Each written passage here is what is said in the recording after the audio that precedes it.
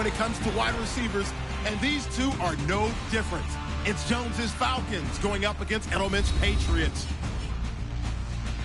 So let's get you up to Foxborough as we check in with our commentators, Brandon Godden and Charles Davis. All right, Larry, thanks. CA Sports coverage of the NFL brings us to Gillette Stadium in Foxborough, Mass. Coming up, we've got what should prove to be a good one between the Atlanta Falcons and the New England Patriots.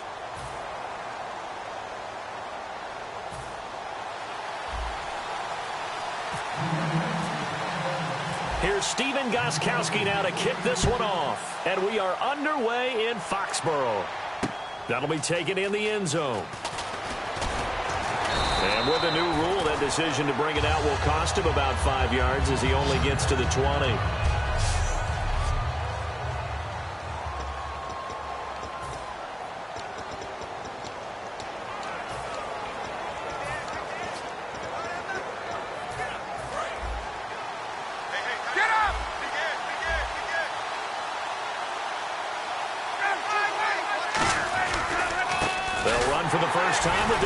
Freeman. And he goes nowhere. He'll lose yardage back at the 17. A loss of a full 3 yards, and now it's second down. And frankly, Brandon, we're talking about things I'm not sure we ever thought we'd talk about in the NFL, and a lot of that is the speed at the linebacker position. A lot of these guys in college, they were safeties. They moved them up to outside linebacker to combat the spread offenses, and now we're seeing it in the NFL. Those same guys using their speed to make plays in the backfield, similar to that one. On second down, Freeman. And he is going to lose yardage here. So he loses 3 yards there. Now third down. Brandon, there's no doubt the defense has to be excited after stacking up back-to-back running plays. I still remember my old coaches saying, after you've had some success, you better be careful. They might have an answer for you. So make sure you watch your keys, play your techniques, and don't get overconfident. I don't think this is the script they had in mind for their opening drive. This is third and long.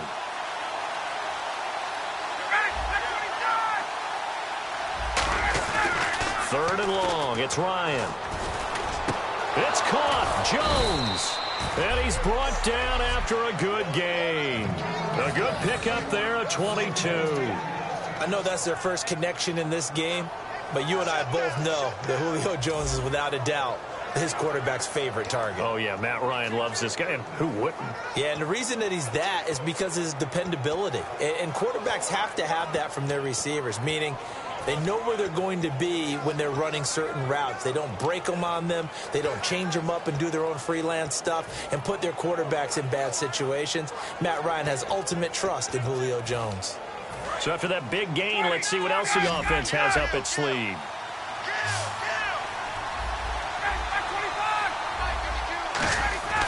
They'll throw on first down with Ryan. This one complete to Mohamed Sanu. And he's taken down, but not before he gets this into enemy territory across the 40.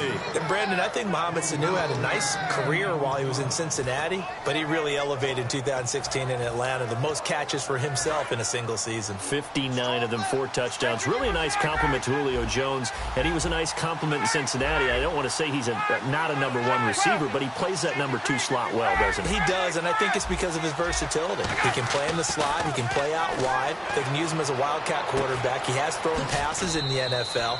In fact, going back to his days at Rutgers, I think he threw 18 passes while he was at Rutgers. So you never know what you're going to get when Mohamed Sanu has his hands on the football.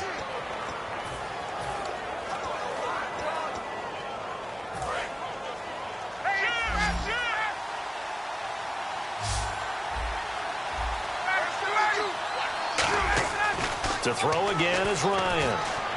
The left side completion to Jones. And he gets this one all the way down inside the 20-yard line. Over 1,400 yards last year for Jones. Just 6 touchdowns, but, you know, of course he had the big 300-yard game.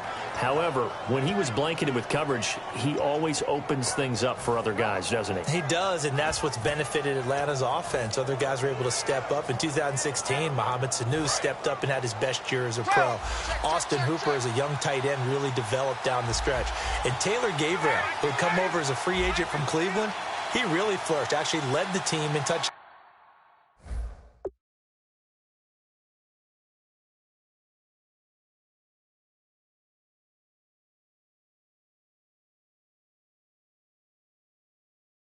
Catches, but there's only one Julio Jones, and you want to get the ball to him as much as possible. Flushed out right. And they'll bring him down at the 13-yard line. Call it a gain of 3, and it'll make it second down.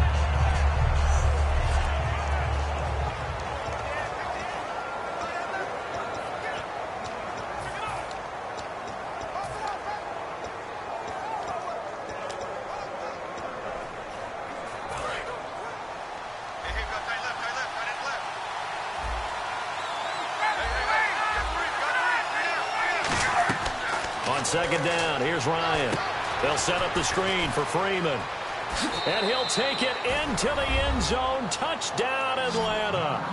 Devontae Freeman, a 12-yard touchdown grab. And the Falcons take it all the way down the field and score on the opening drive.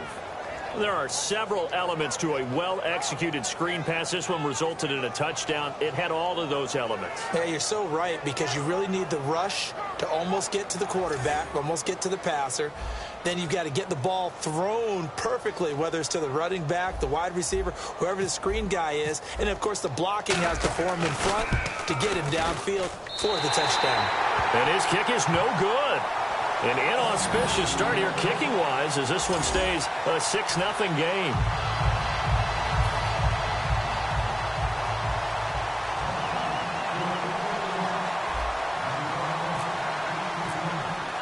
Now after the touchdown, it's Bosher to kick it away. That's fielded in the end zone. And the decision to come out is going to cost him 5 yards with a new rule as he's taken down right at the 20-yard line.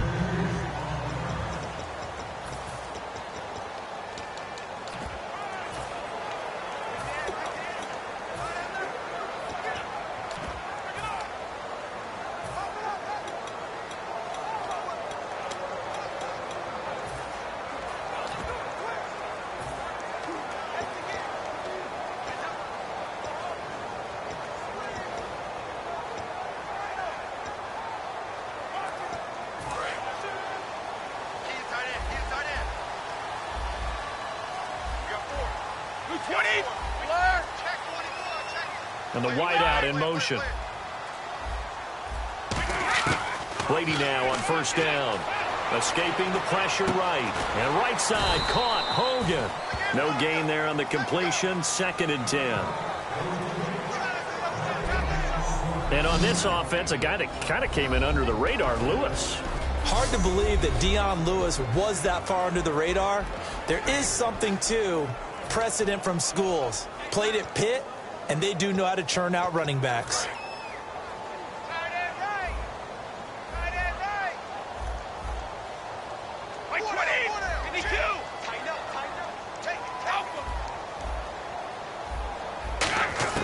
On second down, here's Brady. And open here is Hogan. He's got it. 4 yards on the completion, and it sets up a 3rd down. Defense thinking pass. They've got the nickel set out on 3rd and 6. Throwing is Brady on 3rd down. He's got a man. It's Mitchell. And now the rookie's free. And he takes it down deep into Atlanta territory. A big play there on the catch and run. And even 70 yards.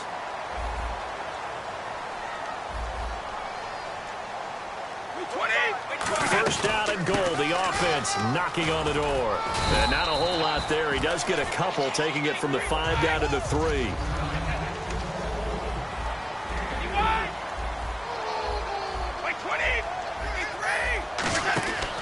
They'll go to Blunt. Try and pound it in. Call that had a loss of 5 yards on the play. And that is going to set up 3rd and goal. On goal-to-goal runs, when you create lost yardage plays, the only way that happens is either called pressure or what I like to call straight-ahead pursuit. A great read, and they get to the backfield and make the play. And that was a big chunk of yardage lost. And on the outside, they're playing press coverage.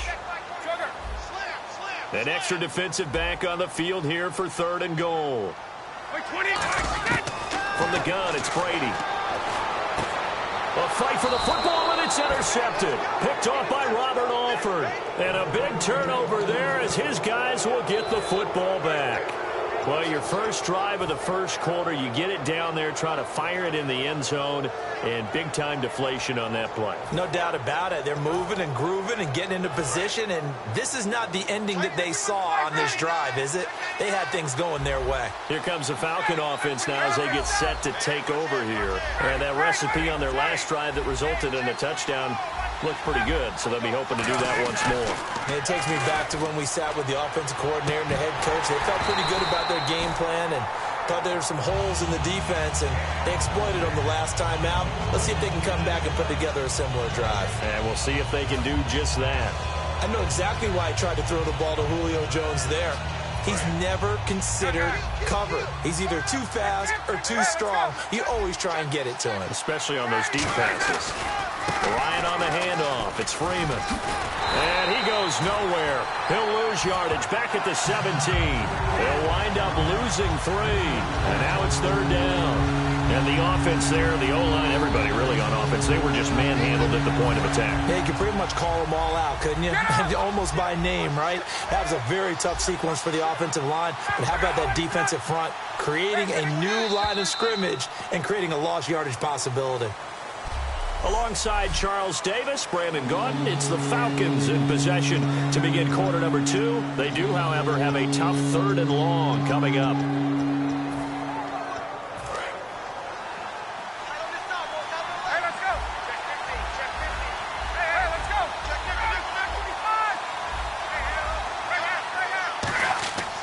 Third and long, it's Ryan. Drops it off for Coleman. And he's brought down after a good gain. That one goes for 24 yards. We always talk about having to read defenses and how complicated that is. Well, this was an excellent read. Read the pressure and got rid of the football before it even got to him for a nice gain. And when they're blitzing like that, running back usually a good spot to go with the football? Without a doubt, because he's right in your sight line or he's near you. So you're able to just get it to him easily. And once he gets in space, that's usually a good matchup for him. This is Freeman on 1st and 10. And this play will be blown up. He'll lose yardage back at the 38. A loss of a full 3 yards, and now it's 2nd down. One of the beauties of a 3-4 defense is that you have flexibility with your linebackers, and you can put them in different spots. But one of the downsides is an offensive team that's committed to running the football, you can get your big offensive linemen up on linebackers quicker, and that usually gives you an advantage in running it. Looking sideline, incomplete. He was looking for his tight end, Jacob Tamme, there. And that takes us from 2nd to 3rd down.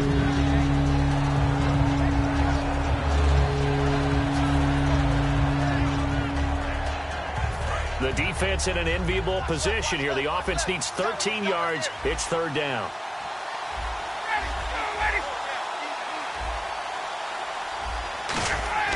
Here's Ryan. Nowhere to escape, and he goes down. They bring a man off the corner that time, and he gets home for a loss of 6. The game plan for any defense is finding ways to make a quarterback uncomfortable in the pocket. When you bring pressure from all angles, you never know who's going to get home. In this case, the left cornerback, right in the face of him, puts him down. So on 4th down, the Falcons will call on Matt Bosher to punt it away.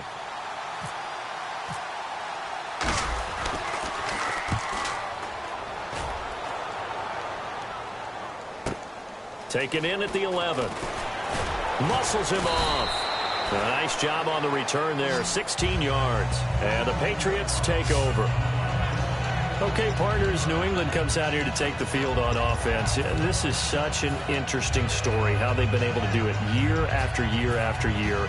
Guys talk about parity in the NFL. Well, New England has kind of transcended that parity, and they've done it with guys that you don't normally think of as household names. The parts keep changing for New England. That's the amazing part on offense, all right? Offensive linemen change, receivers change, running backs change. We know the one constant is Tom Brady, and that's a huge deal for them. But to be able to do it in what you call the parity times, and you're exactly right, everyone's supposed to be pretty equal.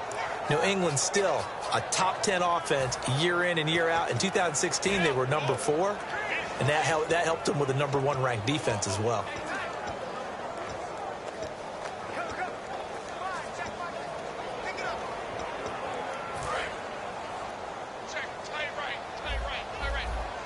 They slot Gronkowski outright. Brady to throw on second down. And he's going to drop this off to his fullback. And he's able to get out to the 32, brought down there. And for the Falcons, 5 men in the secondary, now on third. They'll run it now out of the gun. Bulldozes past him. And he's going to have the first down at about the 38. Call it a gain of 7, and it gets him a new set of downs.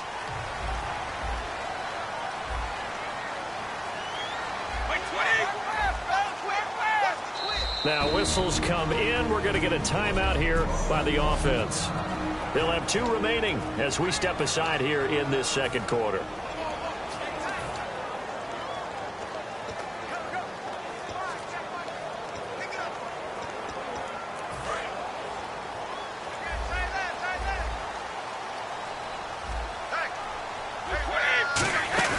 They go play action here on first down. Being chased out left. And this is incomplete. The former Bill, Chris Hogan, the intended receiver. Oh, well, you mind if we go off topic for a second? No, let's go. I like to do that randomly. AFC playoff contenders for this year that didn't make it last season. Who do you have that might get in? Well, I think Cincinnati's got to be considered there. Maybe they'd have an offseason that's calm, and they go into this season and try and get back to the playoffs where they had been perennials. How about Denver?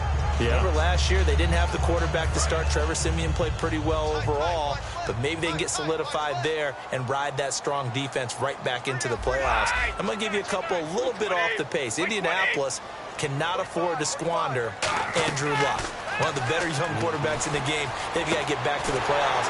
And Buffalo, brand new head coach, brand new people running the ball club. Let's see if they can figure it out, because I think defensively they can be awfully strong.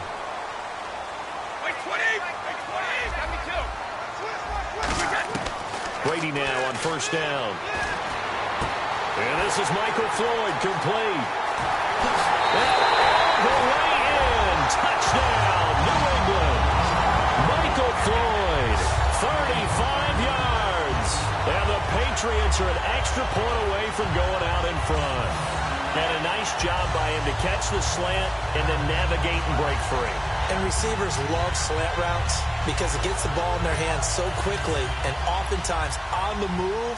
And when they're on the move like that, then they get to use their best asset, which is usually their speed. And their speed sometimes, like this instance, can take them into the end zone.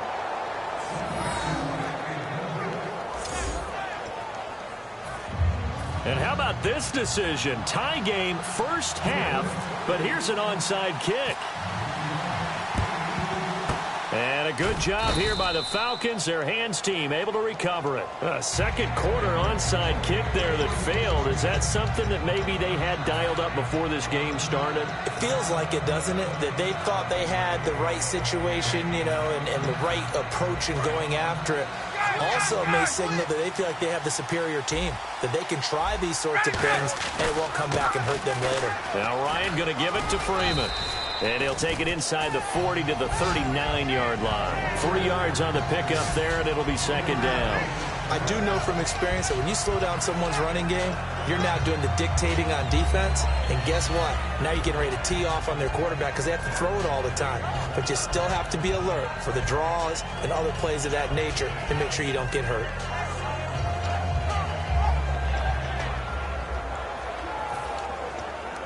See if they stay on the ground for second down.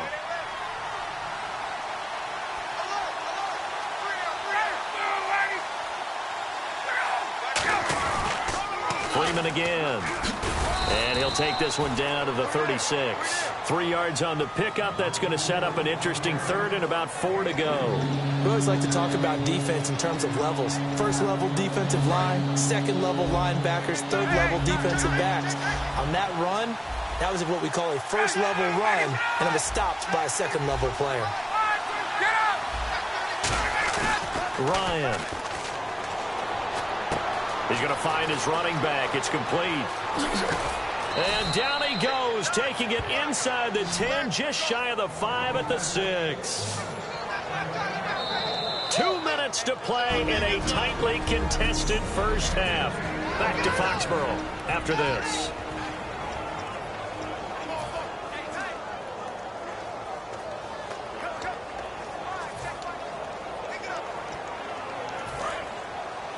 We remind you that coming up in 2 minutes' time, we'll hand you off to Orlando, where Larry Ridley will have highlights and analysis of this first half of action. And he stopped immediately there.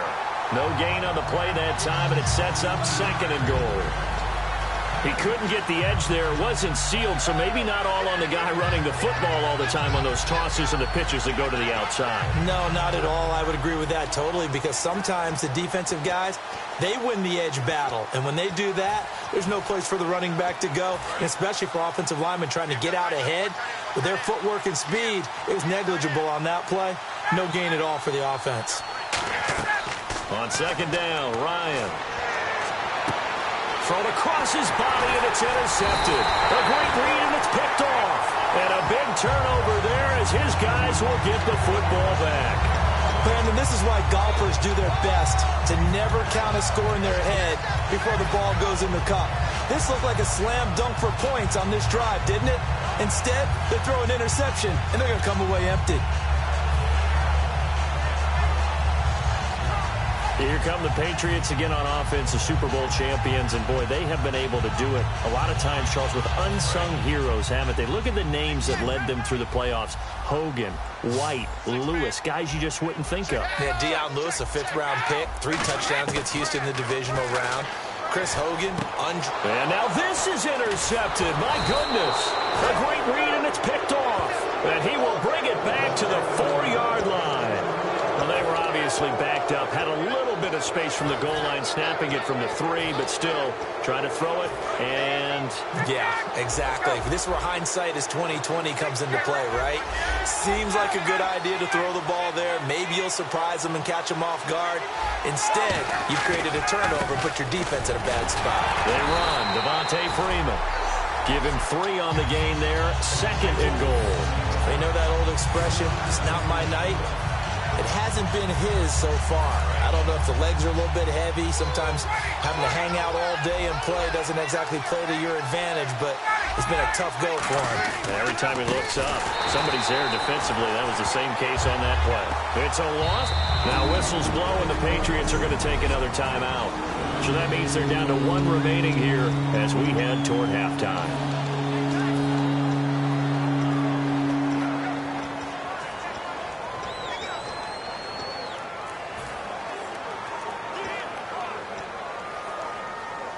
Now from back at the 5, this is 3rd and goal.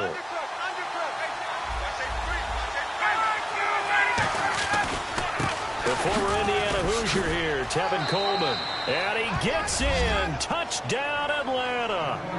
Tevin Coleman taking it in from 4 yards out. And the Falcons have taken the lead. And that touchdown gives them a touchdown lead before they attempt the extra point. What a great way to end the half. Yeah, great job to put themselves in front. And now, see on the sideline, special teams defense scrambling, saying we want to preserve this for the final moments of this 2nd quarter. And he atones for his miss the first time around, as this one is up and good to extend their lead. So they only needed 3 plays on that drive. And the end result, an Atlanta touchdown.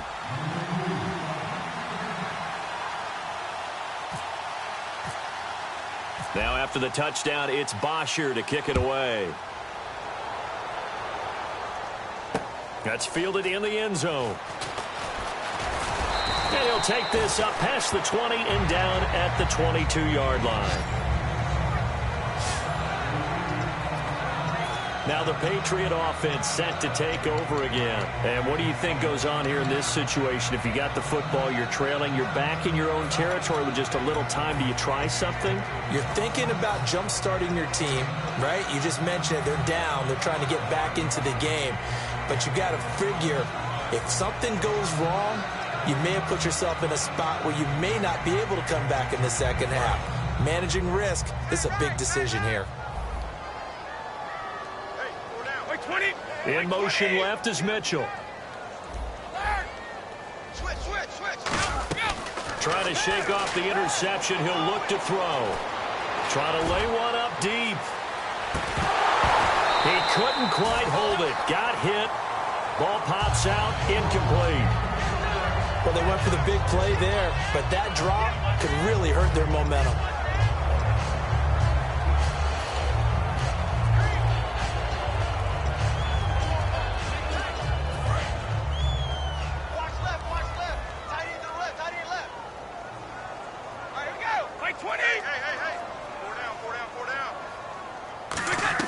Brady again here on 2nd and 10. And this is incomplete. He was looking to find some space for Dion Lewis there. 3rd down here.